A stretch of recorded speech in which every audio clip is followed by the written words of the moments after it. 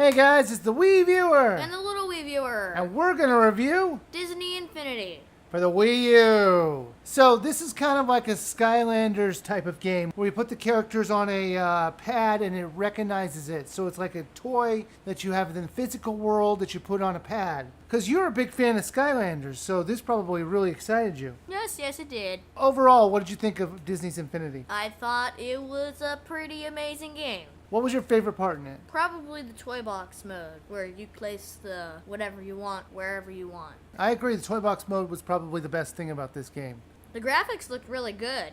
It's got the cartoon feel, so everything can kind of merge together. Yeah, I would quite agree. nicely. So you can have Monsters U together with Incredibles and have the same feel, like they belong in the same world. The game is playing that you're playing as the toy. That's the whole point of this. So you're not actually like Jack Sparrow, you're actually the toy of Jack Sparrow. Only the characters that are supposed to be in those worlds can go in those worlds. So you can't have a car person go into the monsters world. And I thought that was probably the most disappointing thing. If you're going to have toys that you can switch out, make it like the Skylanders and make it so you can bring in any toy into any world you want. Yes, but the whole point is it's got a story meant for said characters. What is the point of the toy? The whole toy feel? I mean, they could have done this game without the toys. I don't think they could have done the Skylanders game effectively without the Skylanders toys. I can absolutely see this game not needing the toys. I agree with you. But I think maybe Disney's kind of saying, the toys are an extra, here's the collectible.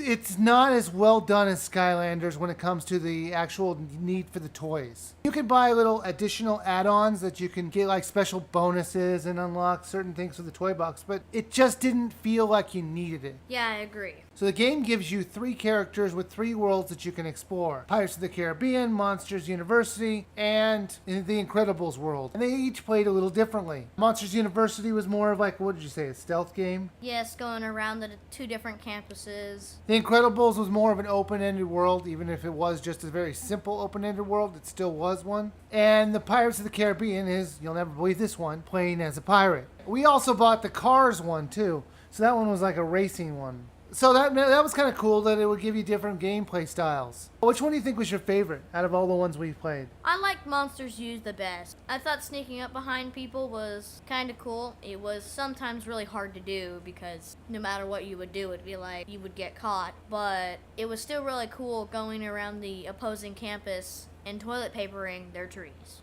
Yeah, Monsters was okay.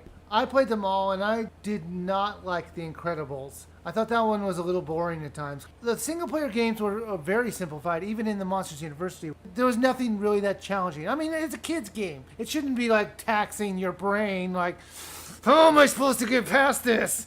No, it's easy. But I think the Pirates of the Caribbean one was by far the best because it actually had a storyline that I found intriguing. There will be other sets that you can buy, that you can get other worlds later on that for sale. Yeah, I've seen the list of the ones that are coming up, and I've noticed a very interesting problem with all the games that they've decided to release for this game. Uh-oh. It's that there is no Disney feel to this game at all. I mean, yes, the Sorcerer's Apprentice Mickey is in there. When I think of Disney, I don't think of The Incredibles. I don't think of Monsters University. I don't think of Cars. You know what I think of? I think of Pixar. There is actually a case to be made that this could actually have been called Pixar's Infinity. There were so many other licenses they could have pulled from, like the Snow White had a rich background. The Little Mermaid would have been fantastic, swimming under the water. Sleeping Beauty. Donald Duck's adventures. Maybe some from the Disney afternoon. I just did DuckTales. They have the money bin in the game, the toy box, so why are they teasing us with that? Why not have a DuckTales adventure in Disney's Infinity? What'd you think? I don't think Pixar when I see Disney movies. So when you think Toy Story, you think Disney? Yes. Okay, maybe it's just me. The single-player game was alright, but I think the real meat of this title is the toy box. Wouldn't you agree? Yes, because that's the main feature of the game. The toy box is a world where you can do whatever you want, whenever you want, however you want. In the toy box, you're allowed to create your own worlds and games, and they give you many design choices, overhead cameras and basic logic for making your own game.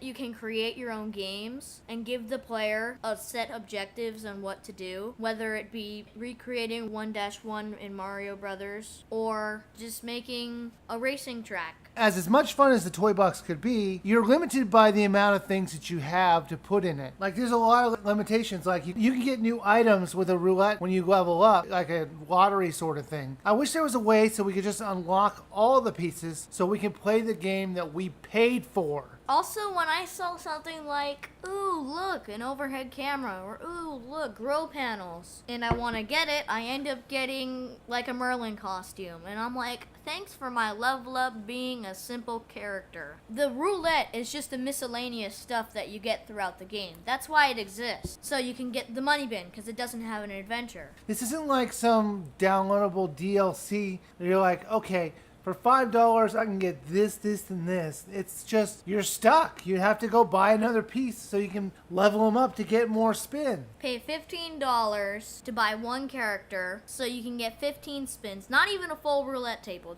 to get, most of the time, random costumes and some weird set pieces that you probably won't like. I don't think it's a system that works. This game is really good and awesome and everything. But why? Why oh why? Why would you include this awful system in the game? It makes it so much harder doing what you want for what you do. If you go online and see what stuff people made, you're like, whoa, now I want to go on and make that. You can't, because you have to get everything in the roulette table. So like you said, there's an online world, and that was cool. You could share your creations with the people out there in the internet world. Hello, internet. I liked how it did not save to your internal memory, it saved to the cloud, meaning that it did not take up your hard drive space. Instead, it allowed you for 100 worlds of preset amount of items you can place, which is a lot, by the way, and upload it so you can play it on a different console. So there is one thing you wanted to talk about, and that was the price. What'd you think of the price of this thing? For this game, it's like 3 games in one, and the toy box. It's a good price for what it is. For the additional content, way overpriced. Yeah, it's like $40. For a new set, it's $40. It's 30, between 30 and 40. The most ridiculous of all of them is the characters. The characters are about $12 to $15 each, individually. And that's insane. Skylanders was okay with $7. Well, the Giants were like 12 or 14. Yeah, but you only need one to go through the entire game. And this, it's just some figures that don't really do much other than being a different character. So, Disney's Infinity, little reviewer, would you buy or skip because you can't rent this game? I think you should buy it. It's a fun game overall, and you can expand it by yourself by creating your own world. Even though the figures are overpriced, they give you the figures with the set. I think it's worth a buy. Well, this is a tough one. I did not enjoy the game as much as you did. I didn't think this game felt like a Disney game at all. Like I said before, it feels like Pixar's Infinity. I feel like they've totally wasted this great idea with an unneeded toy mechanic and a lackluster single-player game. But the toy box is what makes up for everything. So it's like, it's hard for me to say you should skip it because the toy box is outstanding, but everything else feels overpriced. It's just one of those things I'm totally on the fence on this one. I'm going to say it's worth a buy, and here's why. This game is not made for an adult. It's made for a young child. So maybe that's the reason I didn't quite find it as much fun as Skylanders. So I watched my children playing this game, and I saw pure enjoyment and excitement. So I do think it's worth a buy.